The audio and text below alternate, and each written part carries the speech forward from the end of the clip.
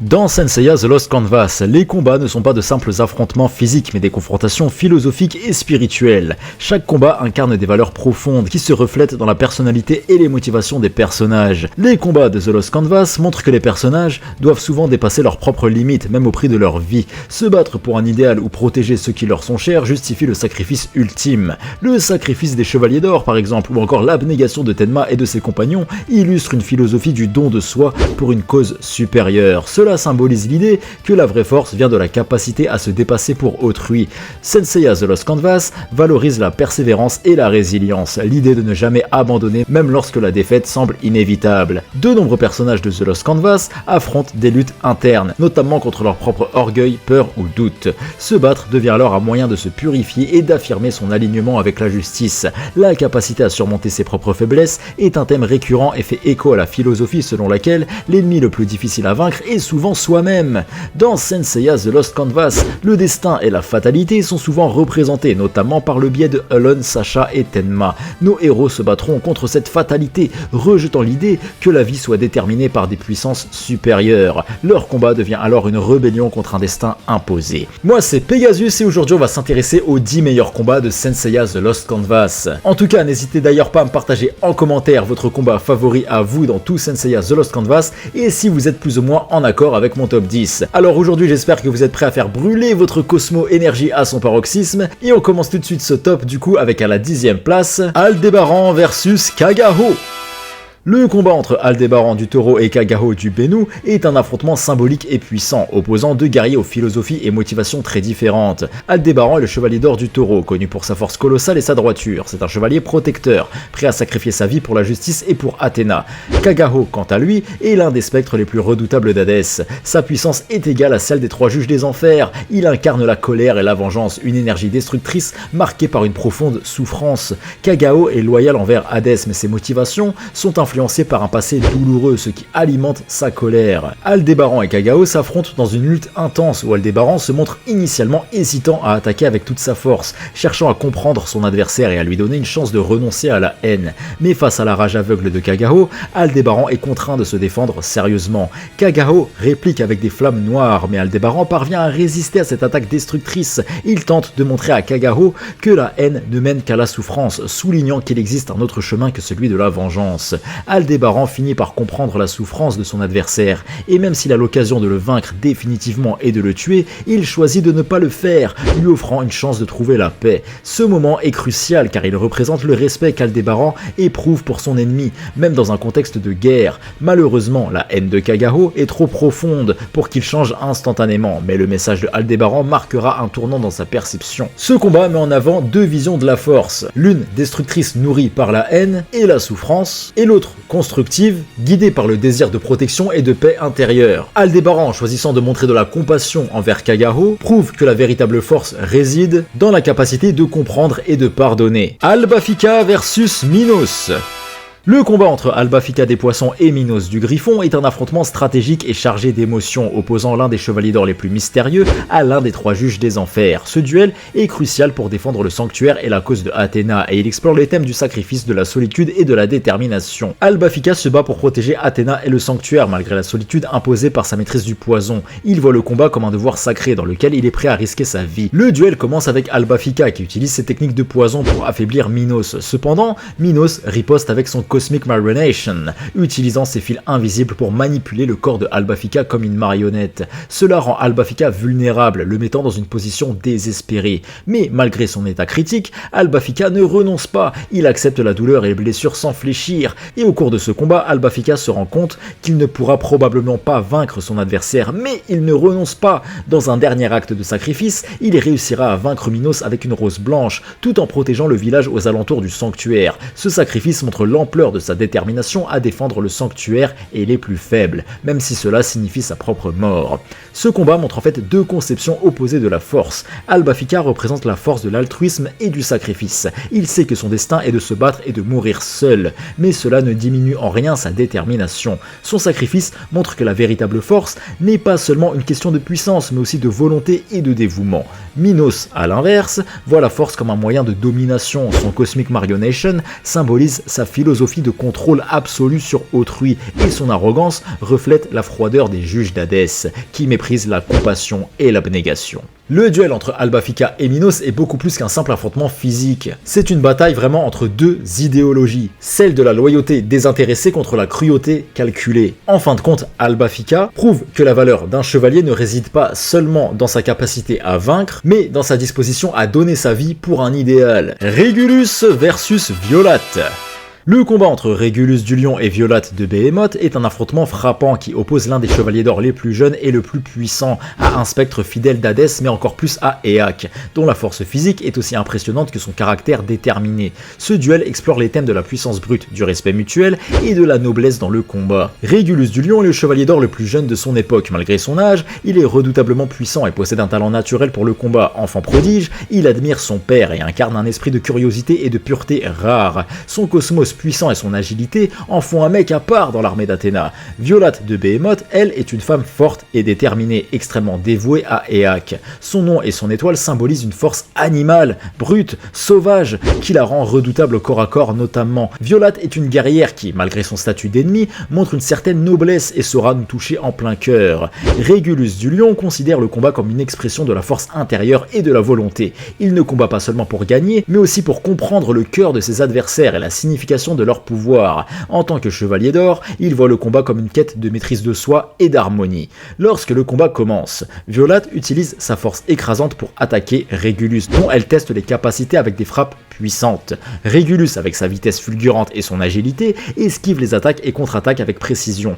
Malgré ses blessures, Violate continue à se battre, impressionnée par la maîtrise de Régulus et par son potentiel incroyable. Elle se rend compte qu'elle n'a jamais affronté quelqu'un d'aussi jeune et talentueux. En retour, Régulus ressent du respect pour son adversaire qui, malgré sa position de spectre, se bat avec honneur et courage. Au cours du combat, Régulus apprend à mieux comprendre son adversaire. Pour Violate, la force est une expression de l'âme et du caractère, une philosophie qui résonne avec la vision qu'a Régulus du combat. La dévotion de Violate envers son propre idéal et sa capacité à continuer malgré ses blessures nous toucheront profondément. Ce combat met en avant les thèmes de respect, de noblesse, de compréhension mutuelle dans le cadre de la guerre. Bien que Violate soit un spectre et Régulus un chevalier d'or, ils partagent une vision similaire de la dignité dans le combat. Le jeune âge de Régulus en fait contraste avec la maturité de sa vision du combat, tandis que Violate, malgré son statut de spectre et son physique, saura nous émouvoir. Le combat entre Régulus et Violate est une belle démonstration de la philosophie de Senseiya. Même dans la guerre, il y a de la place pour la compréhension,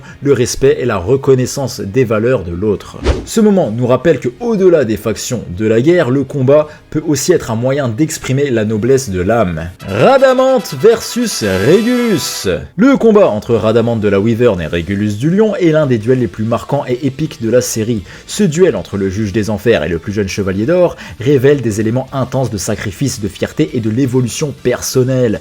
Régulus du Lion est connu comme un prodige parmi les chevaliers d'or, étant exceptionnellement jeune, mais d'une puissance et d'une maîtrise impressionnantes. Son talent naturel et son désir de comprendre et dépasser ses limites l'ont amené à exceller dans l'art du combat. Rhadamante de la Wyvern est l'un des 3 juges des enfers et un guerrier féroce et implacable, dévoué au service de Hadès. Il incarne la force brute et l'autorité absolue.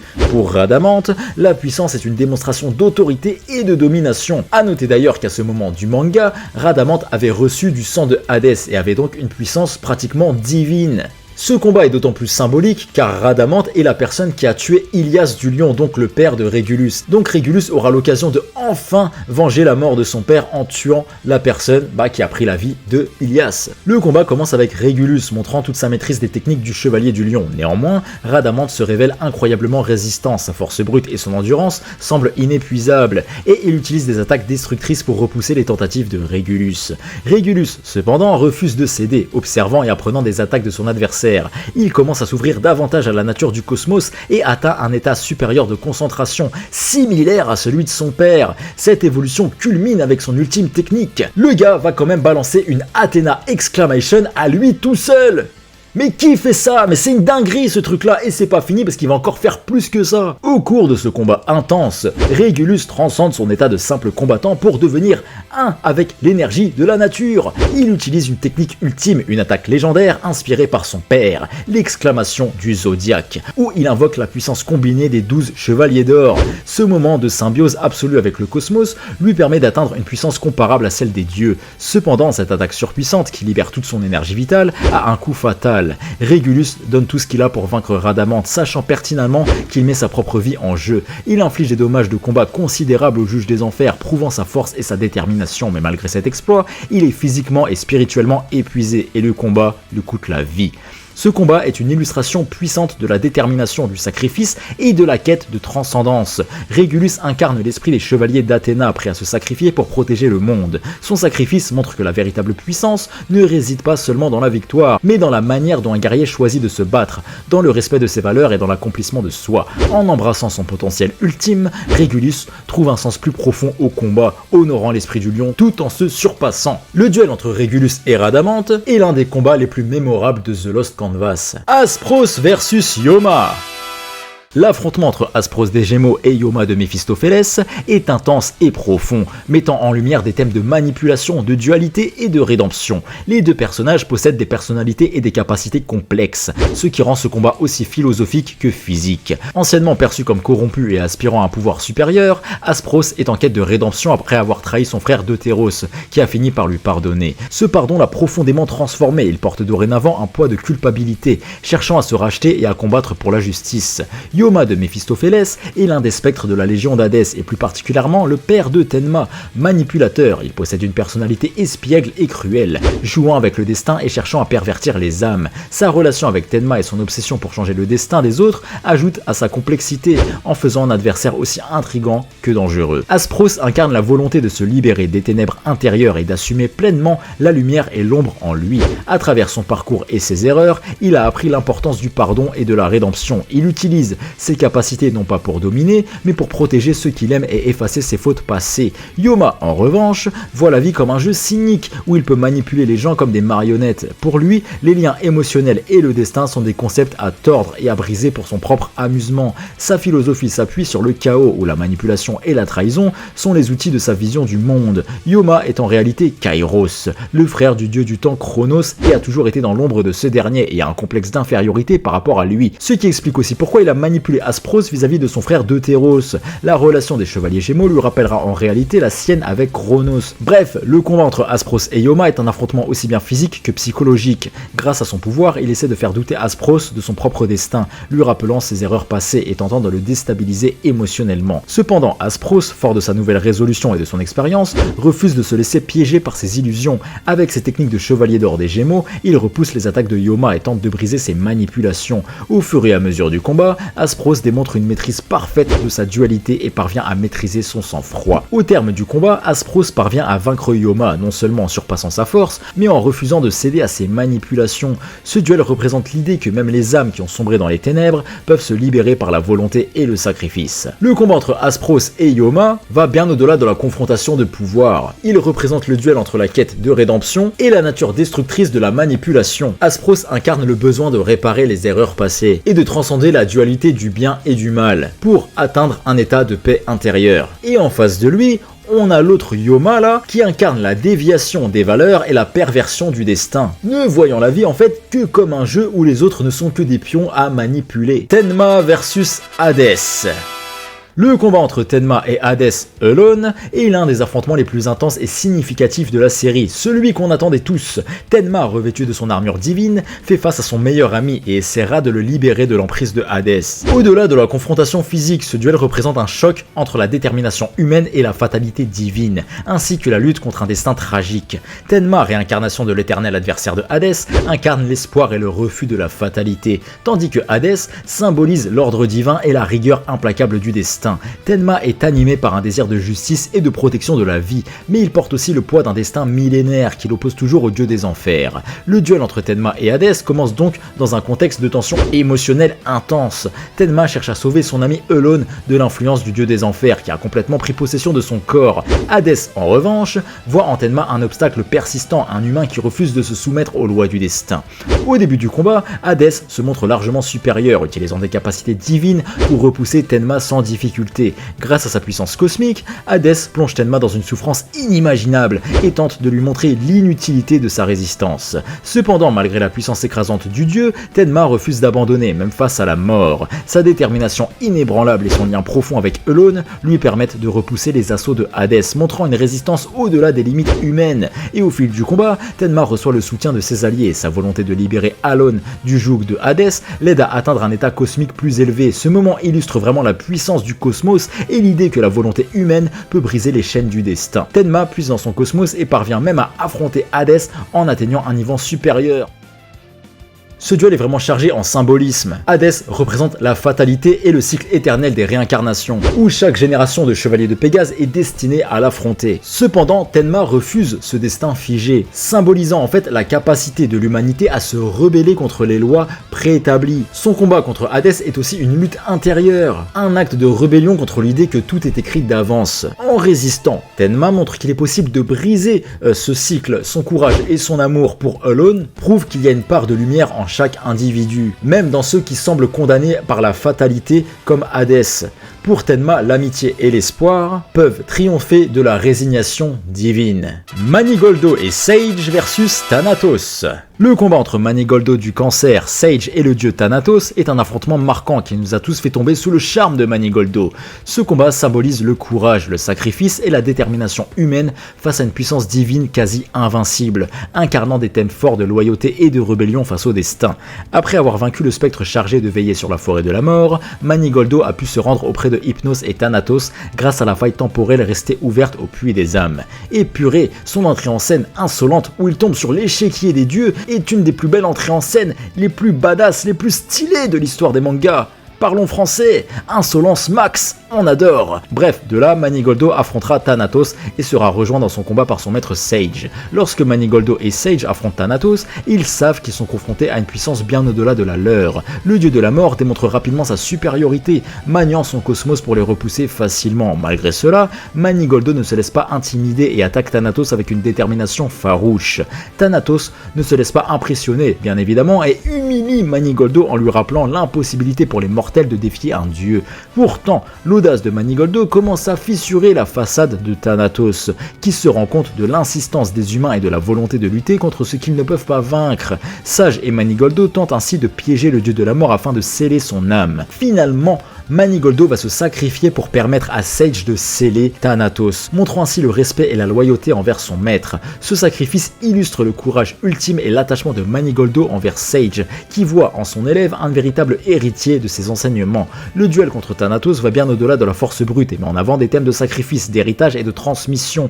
Manigoldo montre que même face à une puissance divine, les mortels peuvent résister par leur courage et leur persévérance. Son sacrifice symbolise la capacité des humains à affronter la mort avec dignité et défiance, prouvant que la véritable force réside dans la volonté de protéger ses idéaux et les êtres chers, même au prix de sa vie. Sage voit dans ce combat la transmission de son héritage à Manigoldo, dont l'audace et la ténacité reflètent les valeurs qu'il a cherché à lui inculquer. Le combat représente ainsi l'éternel cycle de la transmission entre maître et élève, où le savoir et la force sont perpétués à travers les générations. Ce combat est vraiment très poignant. Il nous montre que la détermination et le courage des humains peuvent ébranler même un dieu. Sisyphe versus Éaque. Le combat entre Sisyphe du Sagittaire et Éaque de Garuda est un affrontement symbolique et intense, où le chevalier d'or de la dévotion et de la foi affronte un puissant juge des enfers. Ce duel représente la confrontation de deux visions opposées, l'une où l'espoir et la lumière triomphent, et l'autre où le désespoir et l'obscurité cherchent à dominer. Dans cet affrontement, Sisyphe sait qu'il affronte un ennemi redoutable, et met tout son courage et son cosmos pour se hisser à la hauteur de la menace posée par Éaque. Éaque se moque de la foi de Sisyphe en Athéna, cherchant à le briser psychologiquement, mais Sisyphe, plutôt que de se laisser déstabiliser, se montre encore plus déterminé. Il fait preuve d'une grande maîtrise de lui-même et de ses convictions, ne laissant aucun doute dans son cœur quant à sa mission et à la justice qu'il défend. Sisyphe se bat pour protéger son armée, mais défendra également l'armée de son ennemi face à la cruauté de celui-ci. C'est trop stylé, il fera preuve d'un grand sens du sacrifice et n'hésitera pas à se crever les yeux pour parer l'attaque de Éaque, ce qui fera exploser son cosmos et l'emmènera au 8e sens, ce qui lui permettra ainsi de triompher. Purée, les émotions! Éaque se rend finalement compte que Sisyphe est bien plus qu'un simple humain. C'est un chevalier prêt à transcender la mort pour protéger ses idéaux. Lorsque l'attaque de Sisyphe perce les défenses de Éaque, elle démontre la puissance des convictions du chevalier du Sagittaire, capable de percer même les ténèbres de l'enfer. Ce combat met en avant plusieurs thèmes chers à Senseiya, notamment le courage, la foi et le pouvoir de la lumière face aux ténèbres. Sisyphe incarne la persévérance et la foi inébranlable, se tenant finalement comme un phare de lumière dans un monde souvent dominé par l'obscurité. Doko versus Kagaho. Ce combat, les amis, c'est un pur poulet. On l'attendait depuis le tout début de l'œuvre, car il faut savoir qu'au tout début du manga, Doko a réussi à érafler Elon, donc Hadès, et de là, Kagaho, il a pété un câble et il n'avait qu'une seule envie, régler son compte à Doko pour avoir osé toucher son dieu. Le combat entre Doko de la Balance et Kagaho du Bennu est un affrontement des plus marquants, où deux puissants guerriers des camps opposés s'affrontent dans une bataille non seulement de force, mais aussi de conviction et d'émotion. Ce duel explore des thèmes de rage, de souffrance et de compassion, ainsi que les idéaux profondément enracinés de chaque personnage. Doko de la Balance est l'un des chevaliers d'or les plus respectés, reconnu pour sa sagesse, sa patience et sa capacité à comprendre le cœur des autres. Il est calme, réfléchi et a une profonde compréhension de la nature humaine, faisant de lui un guerrier philosophique plus qu'un simple combattant. Kagaho du Bennu, lui, est un spectre des enfers, animé par une grande colère et une souffrance enfouie. Son passé douloureux et la perte de son frère l'ont rempli de haine et de rancune. Kagaho est impulsif et prêt à brûler tout ce qui l'entoure pour soulager sa douleur, incarnant ainsi une sorte de phénix noir, de par son attachement aux flammes dévastatrices et son désir de destruction. Dès le début, Kagaho attaque Doko avec des flammes infernales d'une intensité meurtrière, cherchant à consumer son adversaire par sa rage. Ses attaques libèrent des flammes ardentes et destructrices, représentant sa douleur et sa soif de vengeance. Il tente à plusieurs reprises de faire céder Doko, exprimant sa colère et son mépris pour ceux qui croient en l'espoir et la justice. Doko, de son côté, fait preuve d'une incroyable résistance, non seulement physique mais aussi émotionnelle. Il ne se laisse pas emporter par la colère de Kagaho, au contraire, il essaie de comprendre d'où vient cette douleur. Doko utilise ses techniques et la puissance de l'armure de la Balance, mais plutôt que de chercher à vaincre Kagaho brutalement, il cherche à atteindre son cœur. Doko finit par révéler une compassion profonde et va même verser des larmes face à la douleur interne de son adversaire. Doko veut montrer à Kagaho qu'il existe une voie autre que la destruction et la haine, et à travers ce combat, il lui propose de trouver une raison de vivre en dehors de la douleur, voyant en lui une âme tourmentée qui peut encore être sauvée. Cette attitude de Doko déstabilise Kagaho car il n'a jamais rencontré quelqu'un qui essayait de le comprendre à ce point. Après un combat acharné et symbolique, grâce au Rozan Koryuha, Doko s'envolera dans l'espace avec Kagaho. Il souhaite que Kagaho meure en être humain et ne meure pas seul. C'est pour cela qu'il souhaite perdre la vie à ses côtés. Dans ces derniers instants, Kagaho se rend compte que Doko lui a offert une paix qu'il n'avait jamais connue. Il sauvera ainsi Doko pour mourir seul. Et avant de disparaître, Kagaho a un moment de calme, comme s'il avait été libéré de son fardeau émotionnel. Kagaho finit par voir Doko non pas comme un ennemi, mais comme une figure qui lui a montré un autre chemin, même dans la mort. Et dans ce combat d'ailleurs, on a la confirmation que Ikki du Phénix est la réincarnation de Kagaho, car déjà les deux se ressemblent énormément physiquement et aussi dans leur manière de penser, mais surtout avant de mourir, Kagaho dira une phrase très symbolique. Il dira avant de mourir qu'un jour il reviendra à la vie pour veiller sur Hadès encore une fois. Et c'est ce qu'il fera 2 siècles plus tard, puisque Ikki va veiller sans le savoir sur Hadès, donc sur son frère Shun. Le duel entre Doko et Kagaho représente un choc entre deux philosophies de vie, la lumière et la paix contre la colère et la souffrance. Doko, avec sa sagesse et sa bienveillance, incarne la capacité des chevaliers d'Athéna à voir au-delà de l'hostilité, cherchant à comprendre et à sauver ceux qui sont perdus. Son attitude montre qu'il y a un espoir pour les âmes les plus sombres et que même la souffrance peut être apaisée. Kagaho, de son côté, incarne la tragédie d'une âme défunte par le désespoir. Son sacrifice final, bien qu'il soit une forme de défaite, devient pour lui une libération de sa propre souffrance. Il trouve enfin une certaine paix grâce à l'influence de Doko qui lui offre ce qu'il n'a jamais connu, la compréhension. Le combat entre Doko de la Balance et Kagaho du Bennu dans The Lost Canvas est l'un des affrontements les plus profonds de la série, allant au-delà de la simple puissance. Doko, en choisissant la compassion et la compréhension face à un adversaire rempli de haine, révèle l'essence des chevaliers d'Athéna. Cette bataille montre que la véritable force ne réside pas seulement dans le combat, mais aussi dans la capacité à tendre la main et à apporter la paix même aux âmes les plus tourmentées. Tenma versus Partita. Comparé à ce que représente la douleur d'être obligé de frapper sa propre mère, cette blessure n'est rien. Le combat entre Tenma et Partita est un affrontement émotionnel et complexe, marquant un tournant dans le développement de Tenma en tant que chevalier et en tant que fils. Partita, qui est en réalité la mère biologique de Tenma, est manipulée par Hadès et le destin, rendant leur affrontement aussi bien physique que profondément psychologique. Partita est la mère de Tenma, autrefois humaine et proche de Athéna. Manipulée par Hadès et ayant subi une transformation, elle est devenue une guerrière redoutable et implacable. Elle conserve néanmoins des traces de son amour pour son fils, bien qu'elle soit en conflit entre ses obligations de spectre et ses sentiments maternels. Lorsque Tenma et Partita se retrouvent, il y a une reconnaissance difficile mais puissante. Tenma découvre que ce spectre n'est autre que sa mère et surtout il comprend le lien que sa mère et lui ont avec Pandore. Pour Partita, qui est partagée entre son devoir en tant que spectre et son amour pour son fils, ce combat est une véritable épreuve émotionnelle. Partita, dans un premier temps, attaque sans pitié. Elle essaye de soumettre son fils, insistant sur la futilité de ses efforts en tant que chevalier de bronze et sur la puissance des forces des enfers. Pour elle, c'est un moyen de tester la résolution de son fils, mais aussi à l'inciter à abandonner une cause qui, selon elle, ne peut que mener à la souffrance. Malgré la puissance de Partita, Tenma refuse de se laisser submerger. Il affronte ses sentiments de confusion et de colère envers cette figure maternelle qu'il croyait disparue, redoublant de détermination pour prouver qu'il peut se battre pour sa propre voix. Tout au long du combat, Partita teste les limites physiques et émotionnelles de son fils, mais elle commence à voir en lui la force et la résilience qui caractérisent les chevaliers d'Athéna. Elle voit aussi les sacrifices que son fils est prêt à faire pour protéger les autres et défendre ses convictions. Vers la fin du combat, Partita, malgré sa position en tant que spectre, réalise que Tenma est devenu un vrai chevalier digne de ses valeurs. Elle commence alors à laisser transparaître ses véritables sentiments et un profond respect pour son fils, qui grâce à elle a pu obtenir l'armure divine. Cette résiliation déclenche en elle un changement émotionnel et elle se laisse aller à un dernier acte de protection, se sacrifiant pour sauver Tenma, marquant ainsi une forme de rédemption. Partita a feinté d'être proche de Hadès pour tirer son fils vers le haut et faire en sorte que celui-ci brûle son cosmos à son paroxysme pour faire apparaître l'armure divine de Pégase. Ce duel entre Tenma et Partita représente la dualité entre l'amour et la fatalité. En combattant sa mère, Tenma est confrontée au dilemme de la loyauté, de l'amour familial et du sacrifice. Partita, quant à elle, incarne la tragédie d'une âme prise dans un conflit entre ses sentiments et ses obligations. Le sacrifice de Partita pour son fils devient un message puissant. L'amour maternel transcende même les liens sombres des enfers et sa mort symbolise à la fois une libération et une bénédiction pour Tenma. Elle lui laisse un héritage de force et de conviction qui renforce sa détermination